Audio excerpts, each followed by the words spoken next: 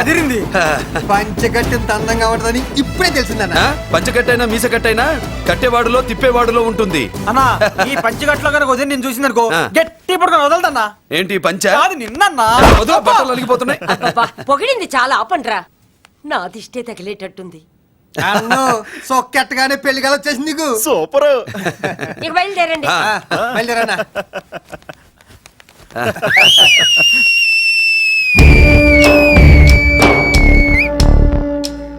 ఏంట్రోయ్ బ్రహ్మోత్సవానికి వెళ్తున్నట్టు కట్టుకట్టుకుని బయలుదేరారు?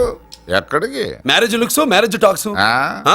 లేడీస్ ఎవరు? మా లేడీసే. అదే ఆ లేడీస్ ఎవరని. ఎవరా? మందు ఎక్కువ తాగుతున్నావు, మధ్య దొబ్బింది నీకు. నువ్వే కదా ఒక అమ్మాయి ఫోటో తీసుకొచ్చి అన్నయ్య చేతిలో పెట్టి కనెక్షన్ ఇచ్చావు. అన్నయ్య స్విచ్ ఆన్ చేశాడు, అమ్మాయికి కరెంట్ పాస్ అయిపోయింది. గిసలు ఆడిపోతుంది. ఇప్పుడు నేను ఇచ్చే షాక్కి వీడి గిలగిలలాడతాడు. ఏంటది? అసలు ఆ అమ్మాయి ఎవరో నాకు తెలీదా? అదేంట్రా ఫోటో తెచ్చావుగా? ఫోటో తెచ్చాను కానీ అమ్మాయిని తెచ్చానా? మన పెద్దోడు స్టూడియోకి వెళ్ళి క్వార్టర్ 40 రూపీస్ ఇవ్వరా అన్న. 40 పైసా కూడా ఇవ్వనని డార్క్ రూమ్కి వెళ్ళాడు. ఒరేయ్ నీ బ్రతుకే డార్క్ అని అక్కడ ఫోటోలు తెచ్చా. వీడిని చూసా మ్యాచ్ అవుతుందని దాంట్లో ఫోటో ఇచ్చా. ఎంత పని చేసావురా? ఈడని తక్కువ చేశాడా?